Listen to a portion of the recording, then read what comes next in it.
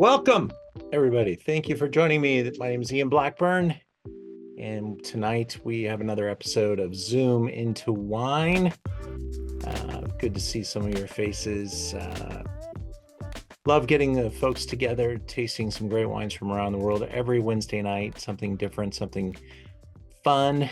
And tonight the theme, we're going across some of the classics of France. I call it the Tour de France, but we just want to make it light and fun. It's the summertime. Got to have some great wines for your daily enjoyment. And these are nice. Some of them are a little bit more special occasion, but I think these are just real nice keepers that you should know a little bit about. And that's what we are doing here tonight, taking you through a really fun lineup, some classics, some kind of a little slightly under the radar type of stuff. But some really fun wines that I think you'll enjoy. And if you don't, that's okay too. Got to taste a bunch of stuff to figure out what you love. Kiss a bunch of frogs, basically, is what we're going to do tonight. And I want to make sure you guys can see my slideshow.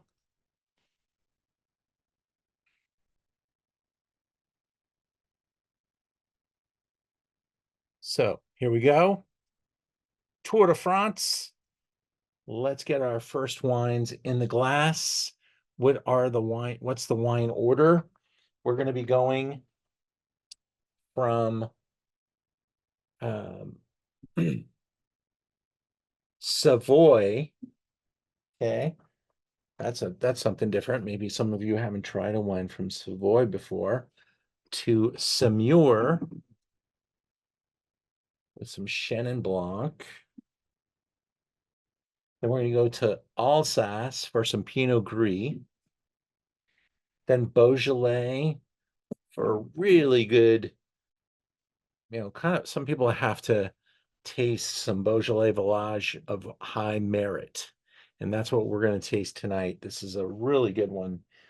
And I love the fact that it's got a couple of years of age on it, and it is finally ready to show because this producer uses stem inclusion. We're going to talk about that. And then we're going to go over to Vacqueyras for one of my all-time favorite producers. I'll tell you all about that one. And we're talking about Grenache Syrah there. And then we'll hit a great little Pauillac value. That Pauillac is like saying a great Napa Valley value. You kind of have to put that in context. But let's get started with our wine tasting. Wine number one. Jean-Pierre and Fille Cuvée Gastronomique. Rosette de Savoie. This is the 2020. Here's a look at where Savoie is. You're really close. You're actually in kind of like high cheese territory here. This is Comte land, and some really great stuff grows over on this, really close to the border. Okay. And that's something to appreciate. It's not the first place you might think of for wines, but a lot of people really enjoy some of the uniqueness of what's happening here. Beautiful country, little altitude, a little Swiss nuance, a lot of commonalities with the language, the food, the cuisine, the culture.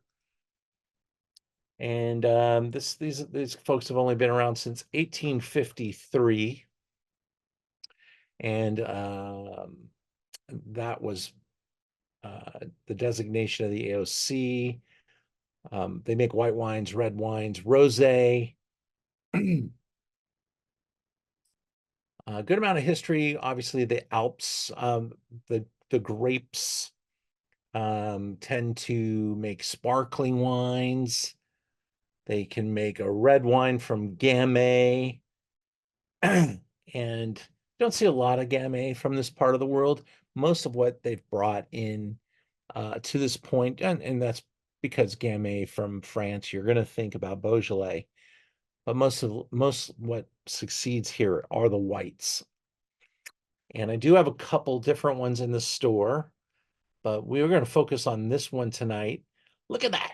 Look at that. That looks like right out of the movie E.T. Really spectacular visual. And these rock formations certainly start they permeate right into the wine because you can smell this inside the wine. Like if you just take a step back from the glass, you're going to feel a lot of restraint here. This isn't screaming ripeness. This is screaming, I live under a mountain, and the fresh water, the air, the coolness that you can expect in this part of France with some altitude and some very nearby Alps kind of shaping the weather pattern.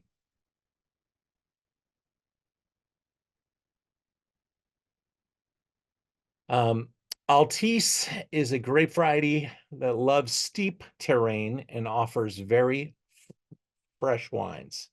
The proof is in this superb Roussette de Savoie with its pale yellow color, with its green highlights. Swirl it around, you can almost see streaks of green in this wine.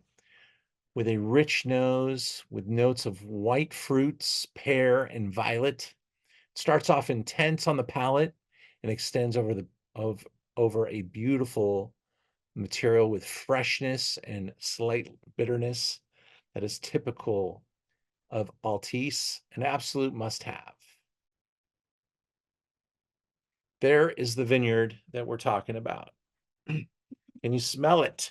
Can you feel it? I got to get it in my glass so I can do both of those things. Hold on a second. Had all kinds of technical issues getting the I had to like download new Zoom software tonight. It was a little stressful. I was coming in hot. So I am ready for a little wine. What a day. What a week.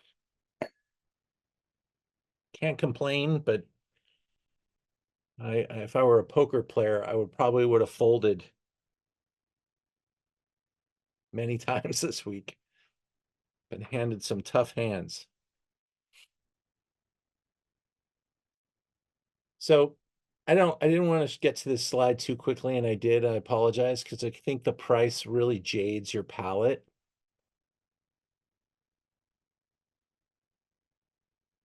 But I want you to smell this hillside, this mountainside.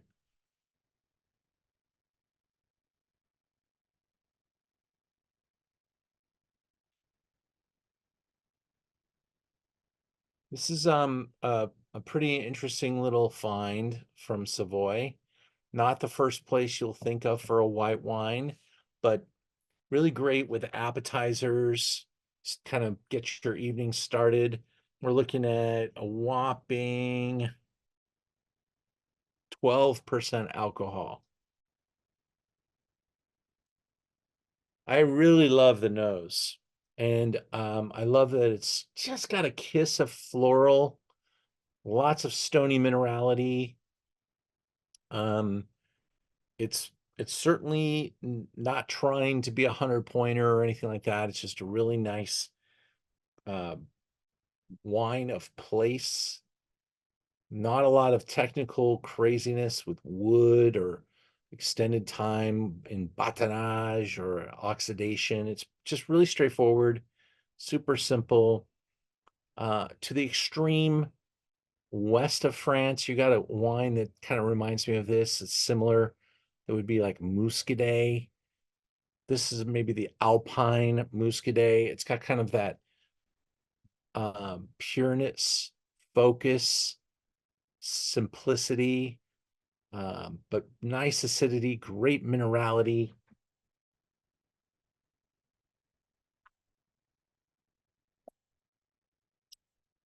Really clean, really pure. Um, Certainly would be great with fondue. How many of you do fondue very often? Maybe a good excuse to do fondue. All right, Gary. Gary's fondue. Tom, very cool. Fondue is kind of fun. It's a great, you know what? It's kind of like the super party trick. Um, because you could spend a ton of money and time cooking dinner, or you just chop up a bunch of stuff, put out a couple of sticks, melt a bowl of cheese, and have fun with dinner. I see the French is having dinner tonight. Are you guys having fondue by chance? Hi, Susan. Wonderful. It's so interesting. I didn't actually know you were going to be joining us today, Susan, but I was thinking of you and Tom today. Hope you guys are doing well. Awesome. Looking good. We actually have kind of a nice group tonight. Excited about this. Some of you I haven't seen for a little bit, but always great to see you. Kathy and Gary and George, Satsuko, Ray and Barb, Ray Marie, thank you. Amy, hi. Lisa Tess, how you doing? I'm good. I can't wait. My bottles come Friday. All right, cool. I was out of the office yesterday and she told me that you got signed up, so thank you for joining us. Absolutely. And I'm having a nice Pauillac. All right. Okay. Oh, cool. Well, let's get some comments. Anybody, what do you think of this wine? You have any kind of impression about it? Is a thumbs up, thumbs down, sideways? Yeah, you like it? Soft for a white, soft in a good way. Nice, Ray, thank you. There is a little chat box down there if you want to give me some impressions. You want to hit me up with some of the things that you might smell. Great price point, of course. Yeah, that's what this region kind of is going to find, you know. If it were another $50 French wine, it might get lost pretty fast. So they kind of have to get discovered at this price point, build some following. And there are a lot of food applications here, but you know, I'm my every time I taste a wine like this, I'm drawn to things like cheese or maybe even goat cheese stuffed inside of a chicken breast type of a thing, you know, baked, melting, served with some mushrooms and pine nuts and things like that. That could be really fun with this wine. But this thing could handle some pretty interesting game. I'm sure they might do some tricky little things up there in the Alps that you know, cuisine that you may not get down in the flatlands. Some pheasant, some maybe some rabbit.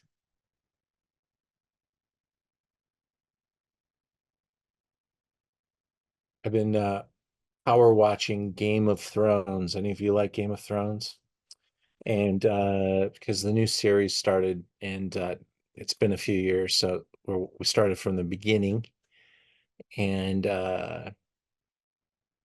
it's such a great show. I mean, if you don't get grossed out by the blood, that is, I mean, it's really, I mean, graphic, but so well done. It's just like I think we're at hour 32 or something like that of the series. And so it's a pretty big time investment, but man, is it good. Well done, like a movie. And the the kind of the things that I think of when I'm tasting wines and going through the cuisine, and because I've been spending 32 hours in the past 2 weeks watching this show, becomes kind of part of your vernacular, what you're thinking. You know, it's either that or the Dodgers. So everything gets coming up with those type of references right now.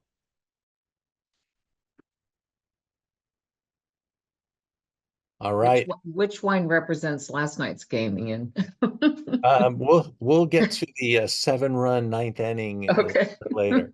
Yeah, that was pretty special. And I was just deeply tuned in. I was working late last night, and that made my night. That was a really good way to, because I've watched the Dodgers play some pretty bad baseball recently, and it takes a few games like that to make up for some of the crap. Because you're not always going to play well, but right, Giants fans? Yeah, yesterday was a very sad day in baseball. Oh man. Yeah, we all lost a huge icon. Icon. Icon. I saw him play a few times. Really? How Yeah. amazing. How lucky. He was an incredible player, could do it all. Talking about Willie Mays, passed away at 93, and we all lived that long. All right. Going into wine number 2.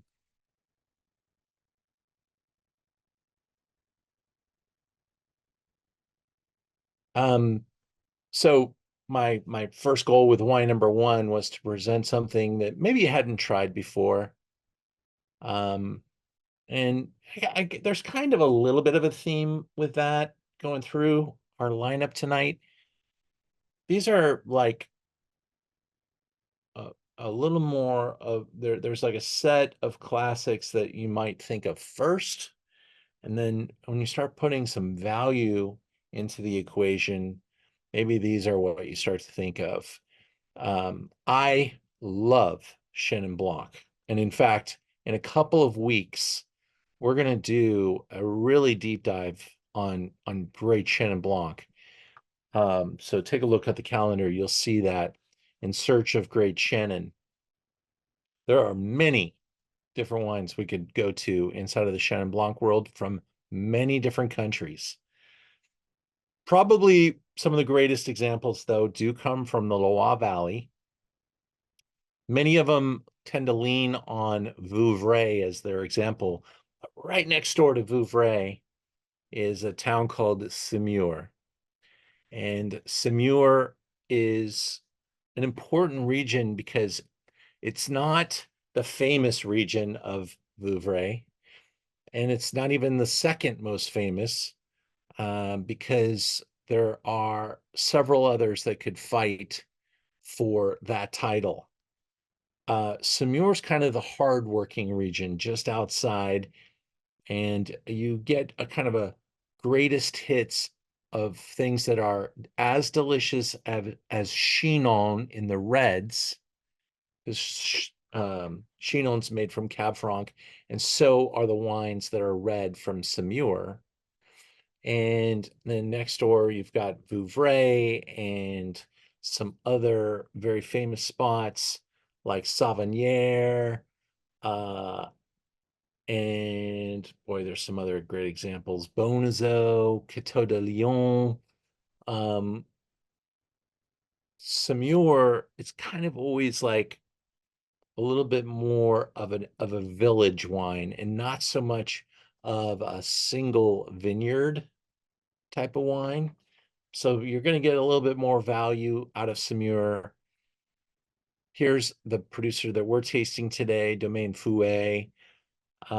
This has been in my store since the day we've opened. I think I'm probably, what vintage is this one? Today we're tasting 21. I think my first vintage was like 2016.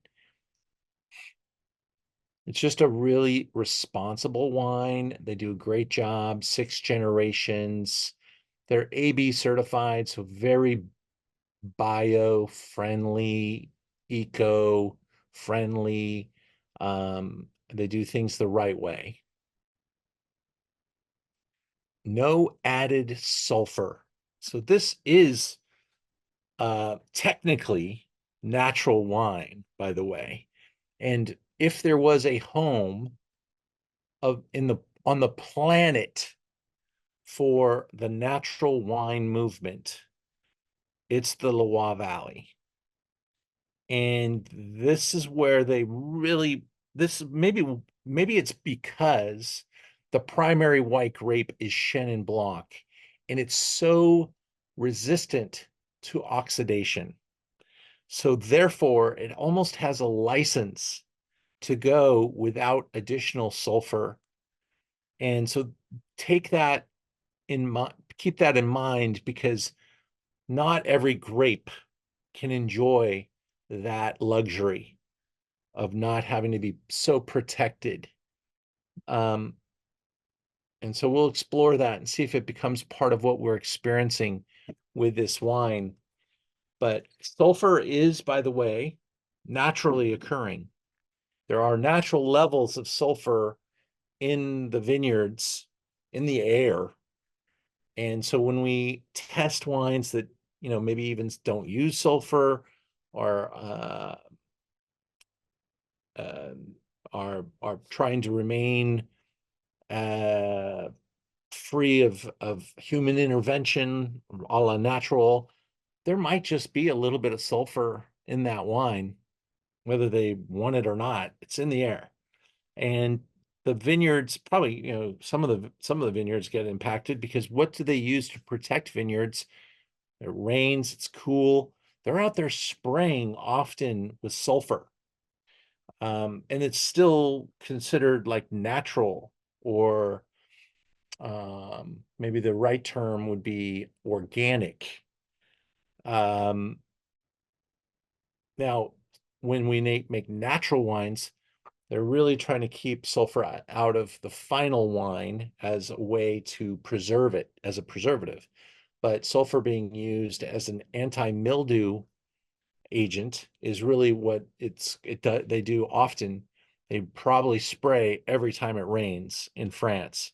And so some people say, oh, I think the reason I don't get a headache from drinking French wines is they don't use as much sulfur as we do in America. That is absolutely incorrect. In fact, they probably use more sulfur in French wines than we do in America. But here's why you might get a headache drinking American wines. Our wines get riper, more ripeness, more sugar, more alcohol. Boom, more headaches, more color concentration from more sunshine, thicker skins, more color. And red wines may impact your senses even more in America. So it's those extra things that we're getting from extra ripeness. And this is actually more of a modern winemaking story, because we didn't used to make wines like that back in the 1950s, 1960s. Our wines had the same 12.5 alcohols. They weren't very easy to love and delicious and rich and ripe and compact and have all that extra California characteristic, but they were good and they aged like titans. And so, things change and we separated, we became a riper place, and more of that stuff started to stick with us. Back to the wine that we're tasting now, Domaine Fouet. This is the Saumur Blanc 2021, made from Chenin Blanc.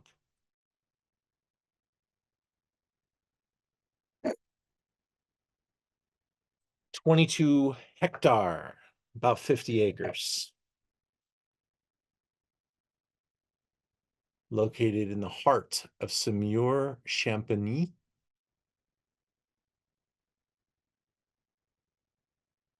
Really cute little place.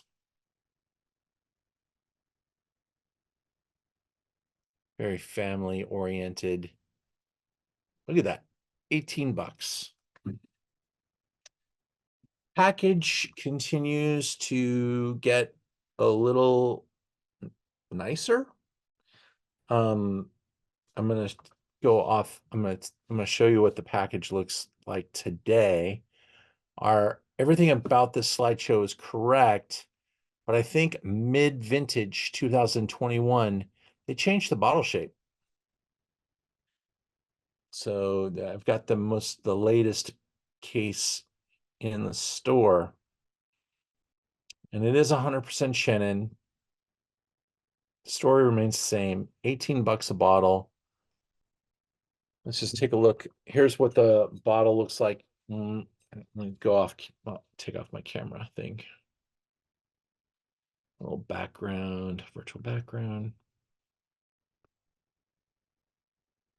I think kind of the curvy bottle made people look at it twice. Now it's just a nice standardized, it's upscale. And so I think it's just right, right where it needs to be, not testing your tolerance for something exotic or eccentric. I thought the package design really looked in tune with kind of higher quality too.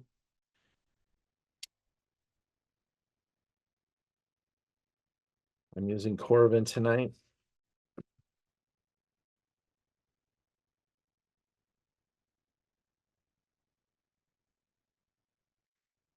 When I smell Chenin Blanc, really restrained. I mean, Chenin Blanc is almost non-aromatic. And when you do kind of smell something, maybe you start smelling things like the tonality of honey, but this is not sweet. This is dry. It has wonderful richness in the mouth and weight.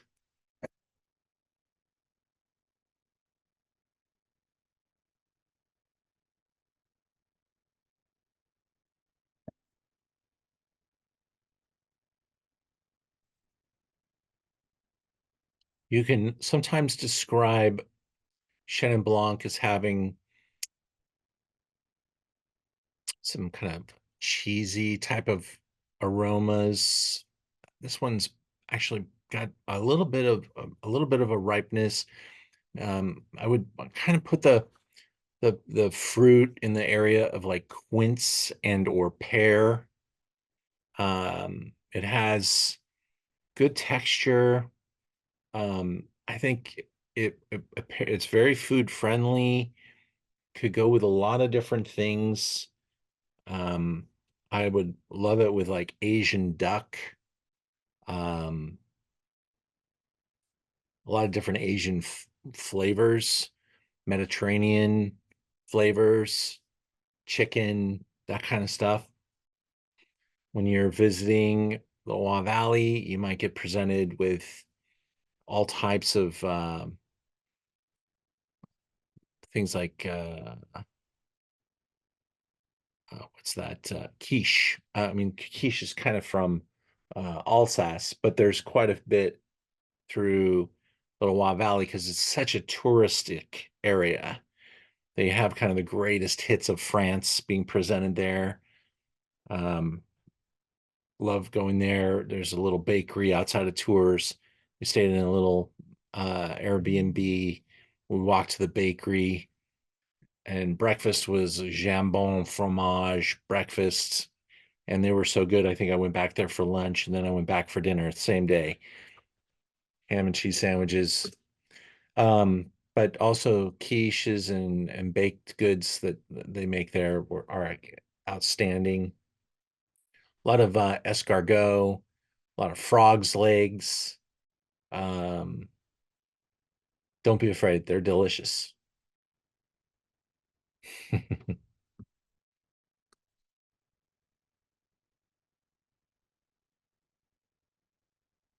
18 bucks, I think it's a winner, and just a nice little standardized Saumur Blanc, and dependable, good ethos,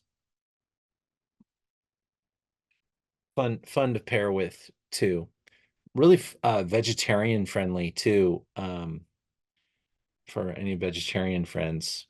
Love this actually with hummus, pita, crudité, goat cheesy stuff, salads. Easy to fit that one in.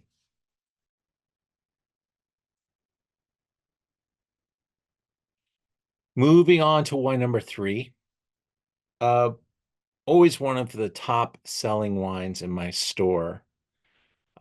We have a very good relationship with the distributor of this product. This is called Domaine Schlumberger. They make some outstanding Grand Cru level stuff. And then they make this super affordable level, and they are all Domaine. They grow all their own fruit. They have outstanding holdings. And so, the leftovers may be going into this wine from some really high-end sites. And I'm always really flabbergasted at what I'm able to sell this for.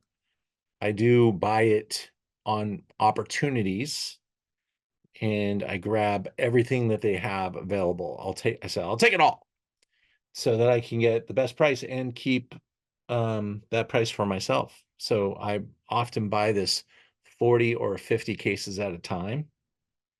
And that's how much I love it. I did buy this last year, the same producer, Pinot Gris and Gewürztraminer, and I took a huge swing. So let's take a look.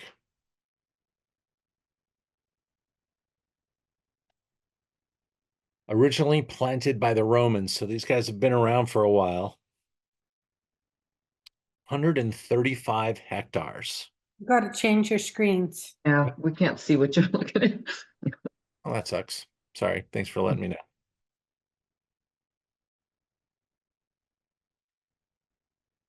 Where did I lose you? I was back here on the Saumur screen when I went off, right? Here we go. Domaine Schlumberger, Pinot Gris.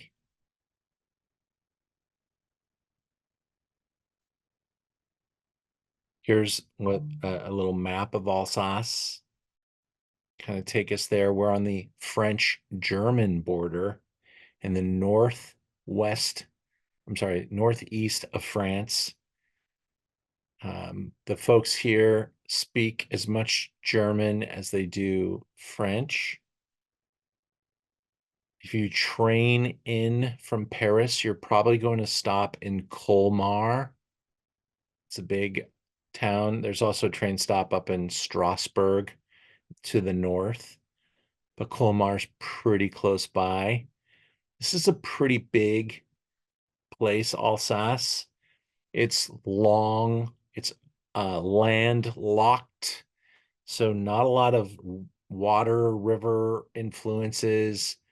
No real bodies of water, ocean things. So they've figured out how to do things a little differently here. It's actually quite warm in the summer, and things ripen pretty high. Alsatian wines tend to carry a little higher degree of alcohol. This is Pinot Gris. It's the same grape as Pinot Grigio in Italy. It is a workhorse variety.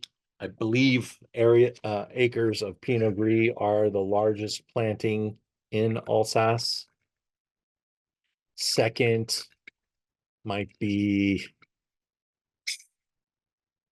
Riesling. Third might be Gewürztraminer, but I bet you Pinot Noir has surpassed Gewürztraminer in total acres planted, because Cremant d'Alsace, especially rosé versions, have gone nuts as champagne's gotten more expensive.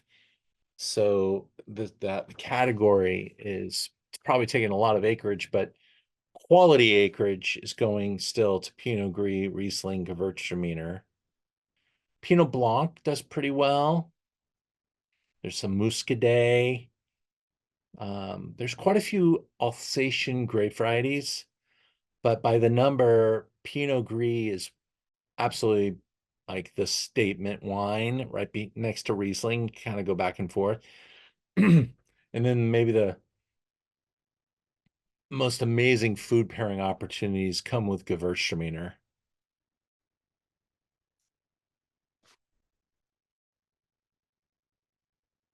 Here's a little bit about this wine. Wine shows youth. This is, by the way, the 2018 vintage, which we took a huge position on about a year ago. That was obviously because the next vintage or the next truckload container or whatever was coming in and time to make room. And nothing makes me happier than to buy a wine that ages like a tank at a discount and to be able to offer that. So this, you could own this 2018 Pinot Gris for the next 10 years and it will barely budge. These are so ageable. The only thing that changes here is price point, and it kind of keeps crawling up a lot, especially in times where there's some, these value wines are the wines where you really see the movement the most, because at the high end, those are so driven by like random things like and the supply demand, and but also if they're going to sell it anyway, might as well sell it for $5 more.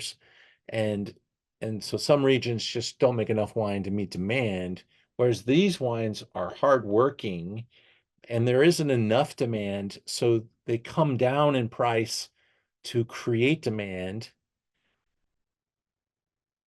And I think I'm paying the same price for Alsatian Pinot Gris today that I was paying 30 years ago. I mean, it's literally pretty bad.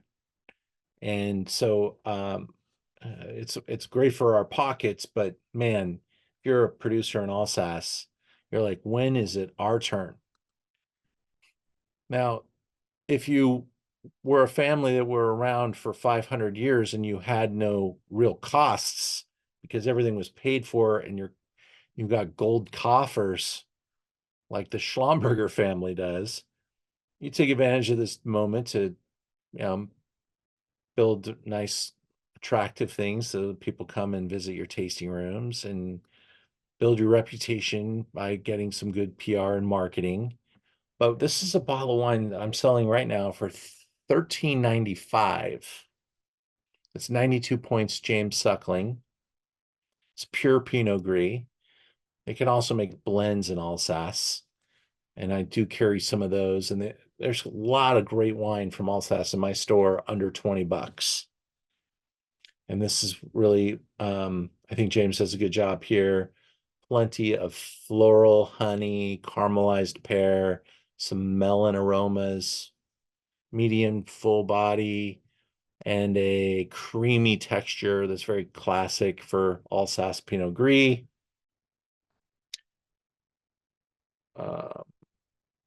He talks about something here, but it is drier than most with a nice touch of positive tannin at the clean finish.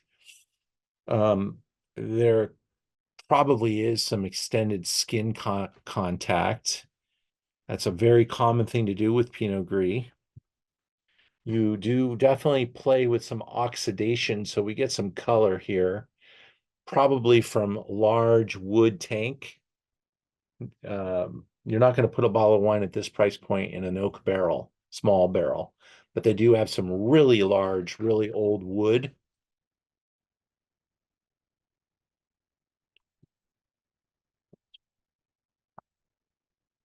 This is dry, maybe not as dry as, and I put it third in the lineup, knowing that there was probably some elevated hints of sweetness here. They have a little thing on the back label. It talks about, where is it in the dryness scale? It is in the dry character area, but there's a good amount of ripeness. There's a good amount of alcohol. Good meaning these got ripe.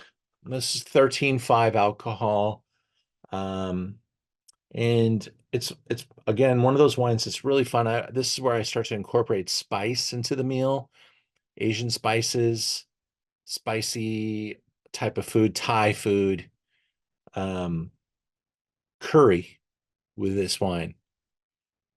Curry's become a really fun dish. I recently went to Japan and just love cooking curry at home and having fun with that. This wine and curry, knockout.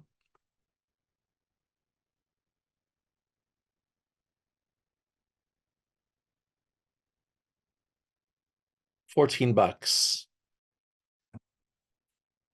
Is it 100-point wine? No, but it's pretty fun.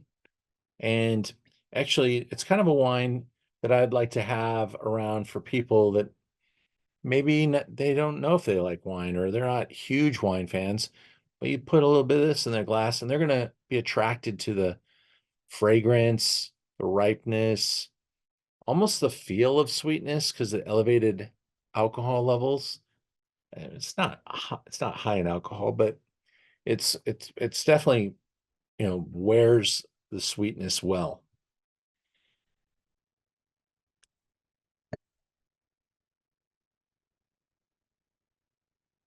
I hope you enjoyed that. And if you do, try the Gewürztraminer too, because they're both about the same price. I think the Gewürztraminer is about $1, maybe two more. But delicious and abundant. We'll move into wine number 3.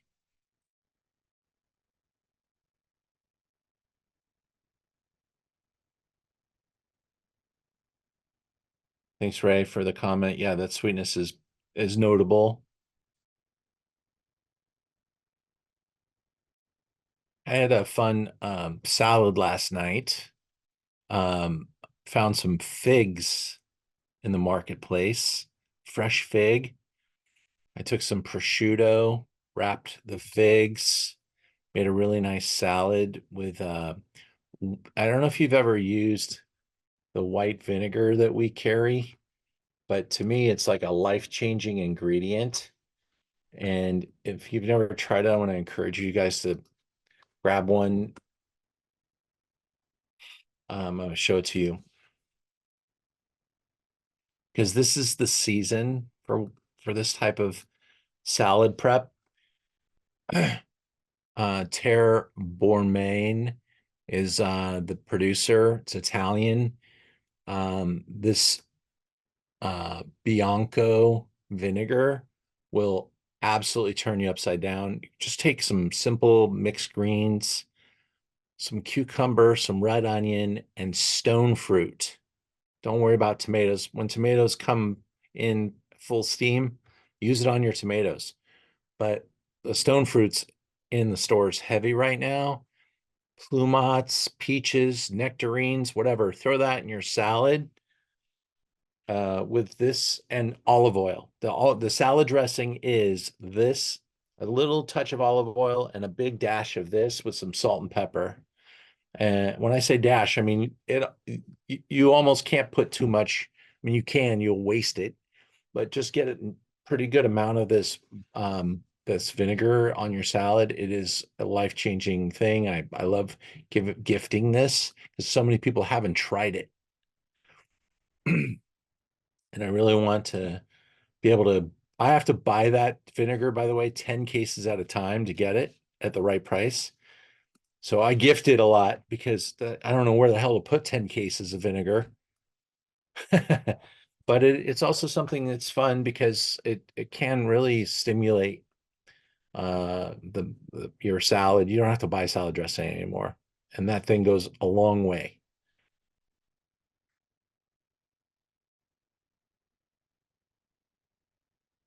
Back into our Zoom, wine number 4.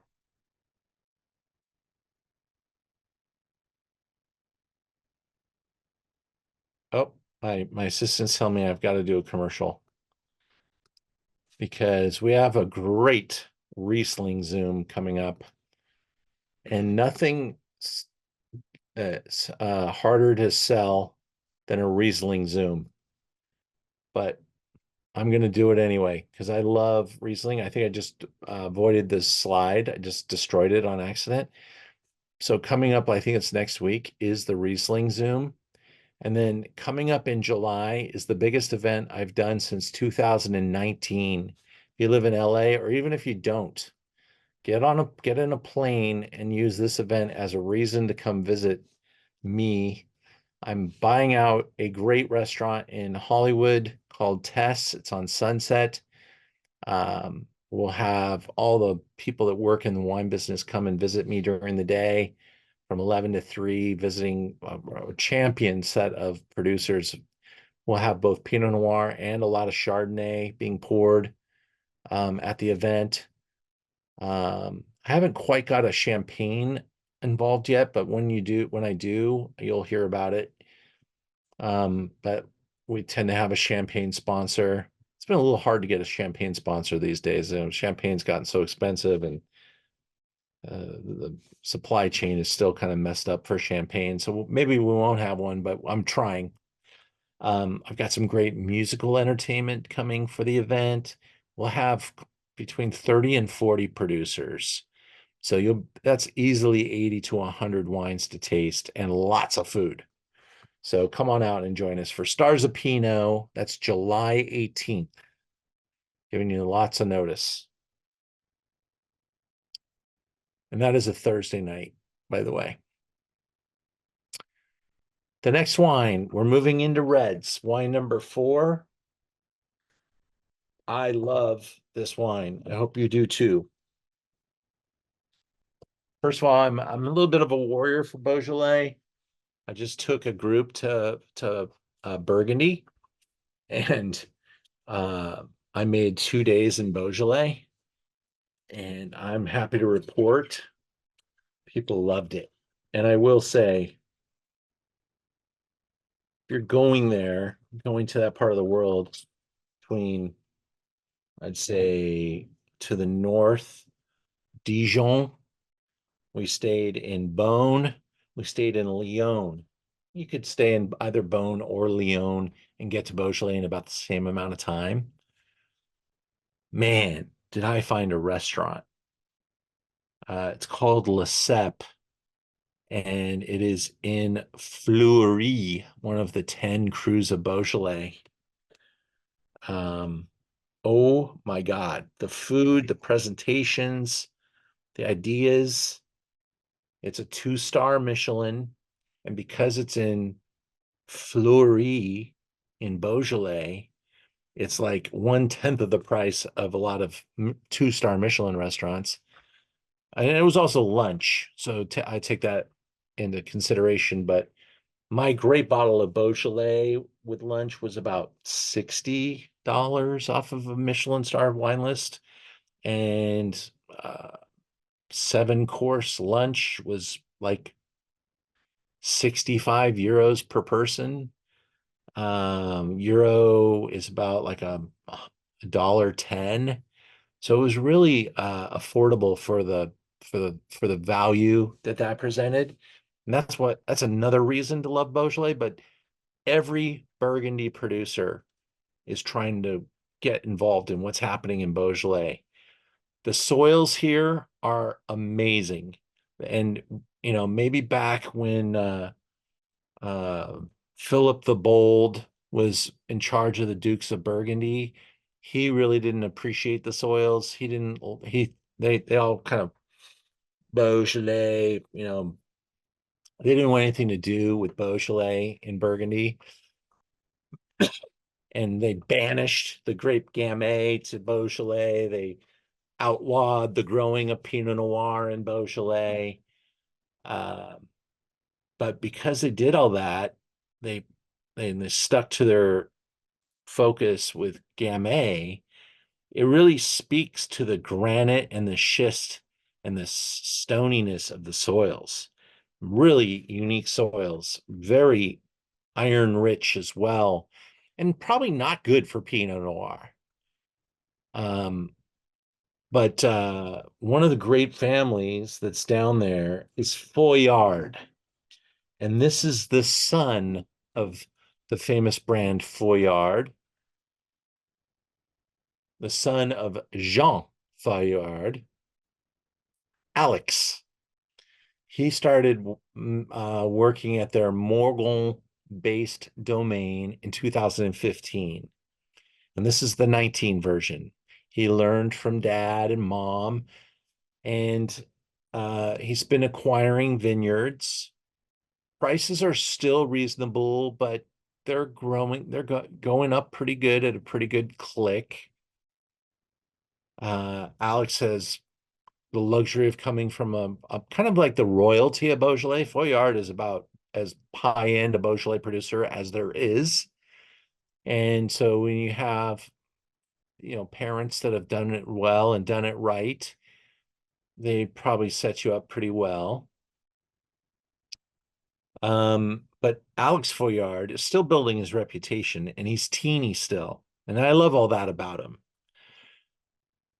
But he's also not come to terms with the economic realities of Beaujolais, meaning this: when you buy his wine, it needs time.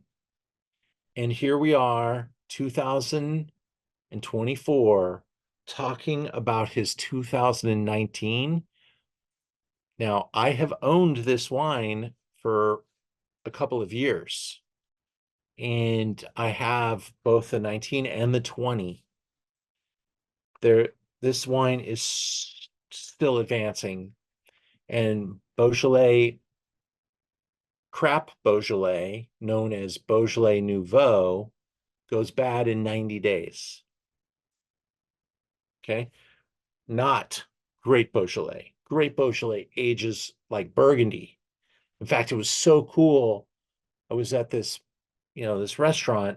You could order Beaujolais back to like the 90s off this wine list, and they were still pretty affordable. I mean, some of the names and the special bottles, they can get expensive. They can get up there just like anything else. But this is still a good value. It's got a great family name. This wine is absolutely leaning into a style that's very natural, meaning grape growing, all natural, all done by hand work, natural fermentations, $25.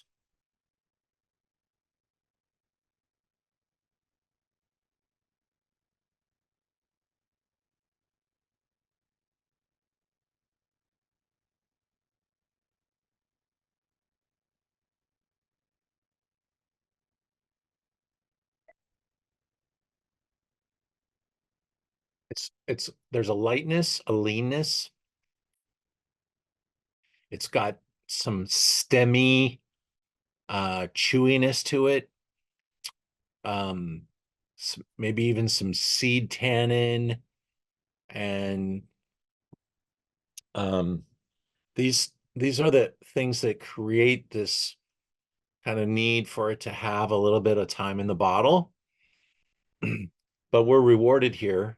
I didn't upcharge for it. In fact, I think the newer vintages are more expensive, because we're talking about the price I paid in probably 22 when this wine came in.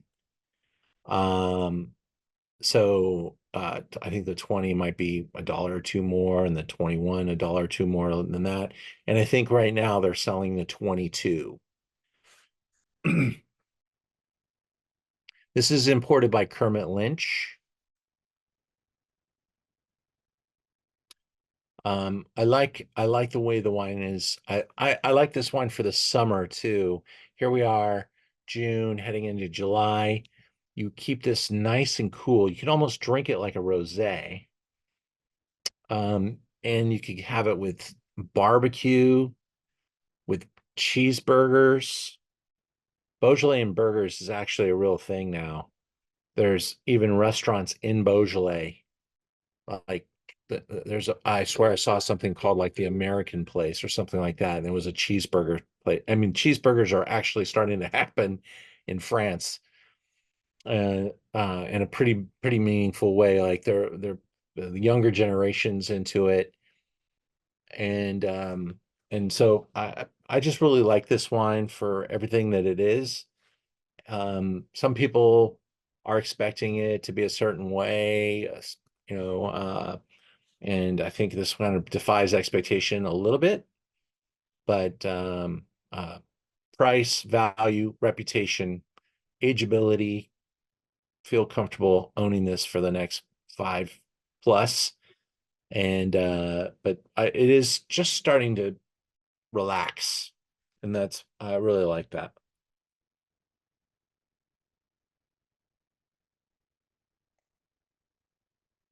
Cranberry. Lots of like citrus zest. The minerality of that granite, that schist. It's also unfined, unfiltered, so it's kind of cloudy. It definitely flirts with being a natural wine. But they're not trying to market this as a natural wine, although it's pretty damn close if it isn't right on the button. Because that's what they've been doing in this area for a long time. I mean, they're so uh careful with their vineyards. They're all, Beaujolais is heavily planted, especially in the cruise, and they're at altitude. They have a little bit of a hilly terrain.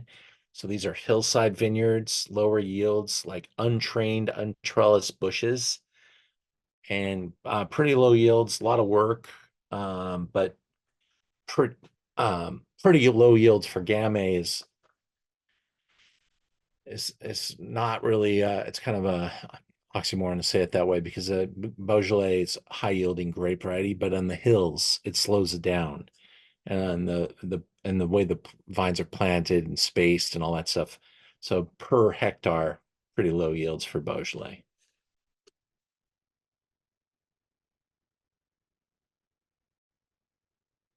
Gonna go a little bit further south for wine number 5. And this is one of my all-time favorites. The Blood of Stones. That's right out of my Dragons show. Queen Circe. And they're drinking wine every episode, by the way. The lead character, great actor, dwarf. All he wants to do is drink wine. Keeps accidentally becoming like the ruler as everyone dies around him.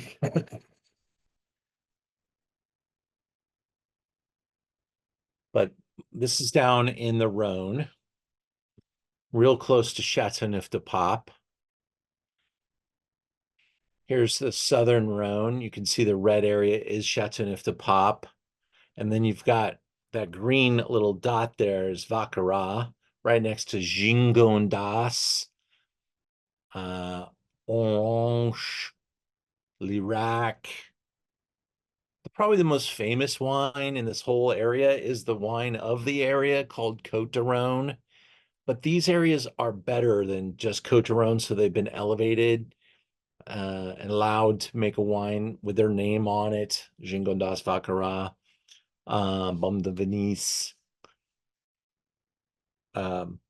I absolutely adore this vineyard, this producer.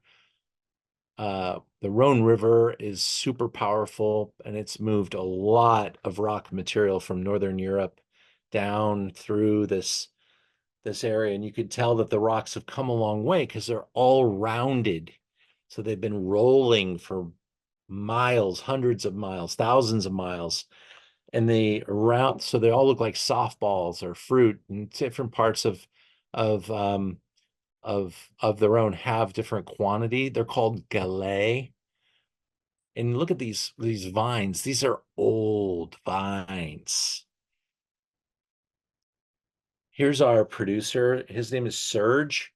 You don't forget Serge. And I think we have a video here. I'm going to see if it's made it into I asked her to find it and plug it in. So hopefully it's there. But I got to interview Serge a couple of years ago. He's not a man of many words, but he is unforgettable. And he's famous for this wine. It's called Sang de Cailloux, the Blood of Stones. Vacqueyras, that's his property. We're drinking the 2022, which is the new current vintage. This wine does age beautifully. Can be drank now, though. It's mostly Grenache, little Syrah, little Mourvedre, little Cinsault. All done by hand, horse, no machines. They want to keep the petroleum, engines out of their vineyards. $40. So this is a little bit of a step up. $37.95 actually. And it does discount. You all have a discount code, so you get 10% off of anything that will discount. Let's taste this together. I guess the video didn't make it inside. Probably find it pretty quick. How am I doing on time? I'm running a little late. I'm gonna put the video in a follow-up email to you so you can watch it. You can go to YouTube. You could Google search Sang de Cailloux or learn about wine and Sang de Cailloux and watch my video with him, the winemaker. But let's taste this together. You can see that the color, it does have a little bit more purple than just a Grenache. Grenache tends to have, it's not thinner skins, but the color, Grenache doesn't accumulate a lot of color.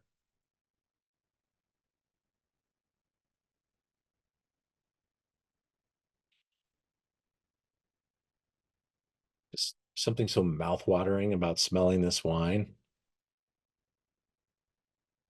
It's like plummy, black cherry.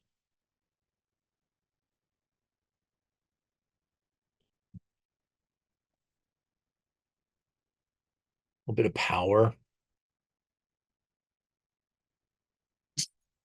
Vacqueyras kind of can act a little bit like Pinot Noir, or Grenache-based wines can act a little bit like Pinot Noir, but with some tannin.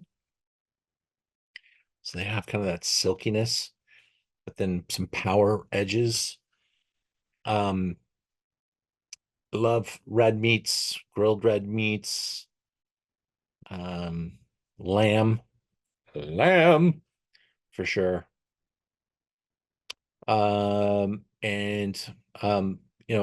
at $40, this is kind of like, there are cheaper Vacqueyras, but they're not Sang de Cailloux. Sang de Cailloux is famous. In fact, just to name drop a little bit, I take people on some pretty fancy trips, and we always have a couple of highlight meals. When I take people in the Napa Valley, of course, can we get in the French Laundry is often the question. I not only worked for Thomas Keller, but I have eaten at the French Laundry on numerous occasions, and that's not, I'm not bragging. I'm just saying that I love it so much, and it is always a treat, always a treat. Now, the secret to eating there and not killing yourself financially is to find the wines on the list that give you the most pleasure. And the French Laundry does a great job of buying wines like this. And typically when I go with a group, we'll have a table of 10 or 12.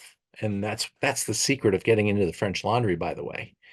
Take 10 people, because they have a room that they don't rent unless you've got over 8. And that's the only room that might be available most of the time. So get a party of 10. The menu cost is a fixed menu anyway. And then you just got to buy the wine for the meal. This wine will go with the entree course, and they probably sell it by the magnum.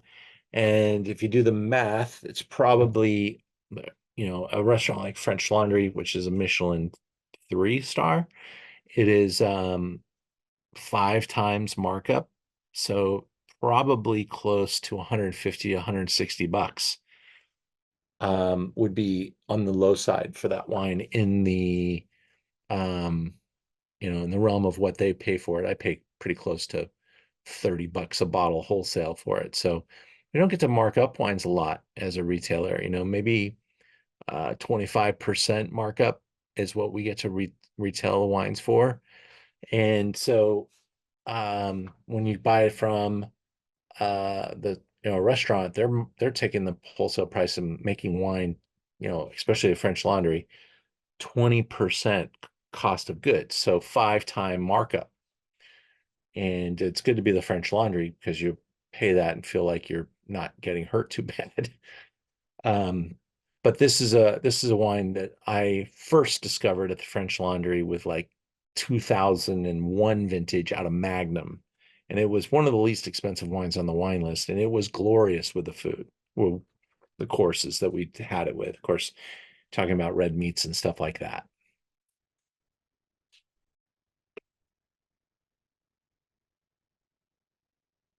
Last wine, number 6, not least.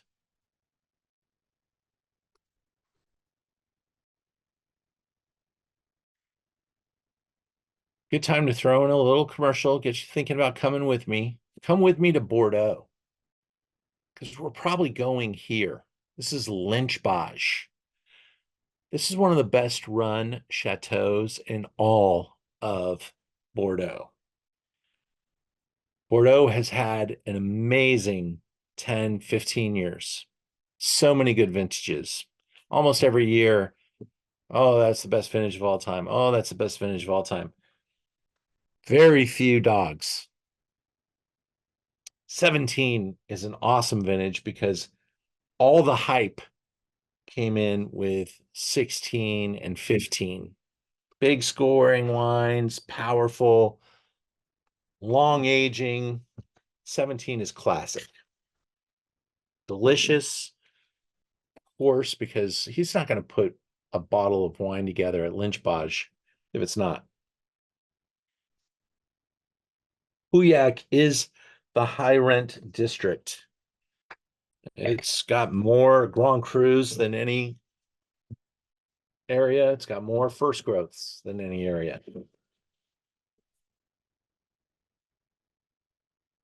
We're right off the Giron, the Medoc, and you're looking right there. It's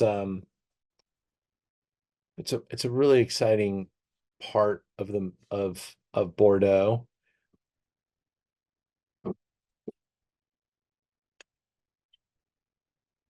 Lynch-Bages out there in Pauillac, they're far enough away from city center of Bordeaux, which is like a mini Paris,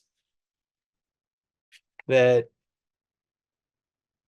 services, restaurants, casual places, they're kind of far away. So this guy literally bought the entire village and put in a restaurant so that his workers could go out to dinner, and a dry cleaner, and little stores and stuff, because the people out here needed that. He also built a fantastic hotel and put it on the hotel, on the winery. It is one of my favorite hotels in Bordeaux. It is expensive enough that it's a premium place. It's a deal compared to the really nice places when you talk about Bordeaux proper and Paris. It's called Cordon-Bage, by the way. That's the name of the hotel. The little cafe in the area that he supports there, Brasserie, it's totally cash. Michelin recommended. I could eat there every single day on a trip. There's nothing on that menu that isn't top notch. Oh, by the way, bakery next door, he owns that too. And he's not owning these businesses because they're profitable. He's owning these businesses so that there's good quality of life for people to be able to live out there, to visit him. If you don't have any restaurants near a hotel, do you know how hard it is to get people to come to your hotel? So everything's kind of got to be in balance and flourish together. So that's Jean-Charles Caz and his grandson, Jean-Michel. He's the one, Jean-Michel is really the one with all these ideas. Now, a couple years ago, Lynch-Bages went through an entire renovation. This is one of the most state-of-the-art wineries in Bordeaux. And what started to happen about a decade ago is that these houses, like Lynch-Bages, they saw their prices kept going up. So what do? Is they cut their production in half, and they take the wine quality of the best wine up so that it can fight for, the next phase or the top tier. And then they create a second wine, and some even produce a third wine.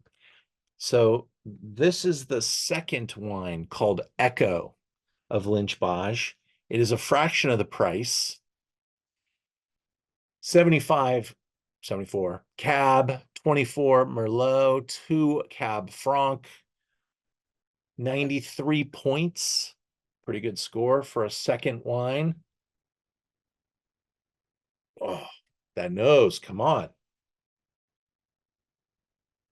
Look at those pictures. There's the classic winery to the left and the Cordon-Bage Hotel to the right. It's like a glass castle. Super sexy. And the little town is just, you walk around the corner and down the alley, and there's the little store, bakery, restaurant. If you want to go to Bordeaux with me next year, we're probably going, I don't know if we'll stay at Cordon-Bage because it depends on the season and what's happening there. They can get a little crazy with their prices. My trip is in April, in late April. The first week of April is Perrier in Bordeaux. All the wine critics are there tasting. You can't get a room in Bordeaux. So I'm going in like the second, third week. It's like we're starting, I think, on Easter Day. It's like a weird April where Easter's out there in the middle of April. I'll be publishing the tour, the information. We'll definitely be in this area, right? We're right down the street, by the way, from Côte Esternal, another favorite. $60 for the Echo. 93 points.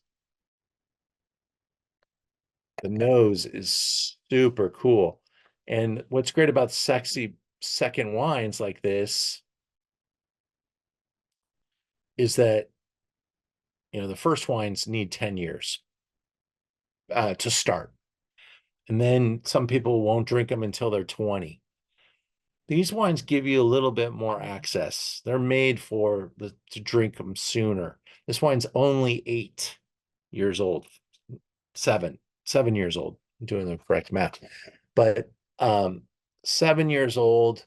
It's letting you go.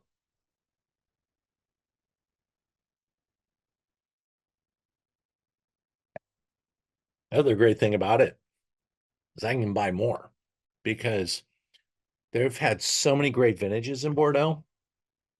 The boxes are stacking up.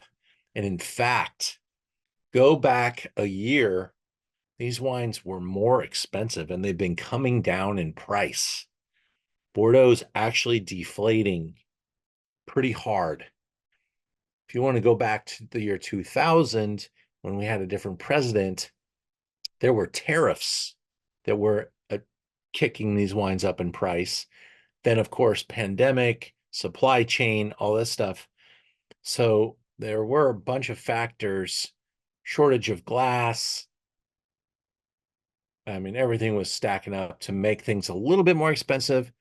And then 25% off everything at the same time, even the older wines. So you can look on any tool you want at graphs and charts and stuff. You'll see Bordeaux is really taking a hack. And everywhere I go, I was at Costco today, just kind of taking a look. What are they selling? I don't want to sell what they're selling. And I'm looking around. there's a lot of Bordeaux at Costco right now. And there's a lot of value in Bordeaux right now. So, have at it.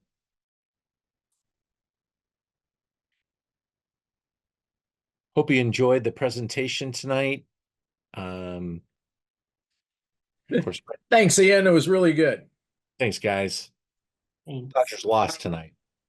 Oh, no, don't tell me that. 5 seconds ago. Oh, shoot. Okay. Well, after last night. Bye. Guys, take care.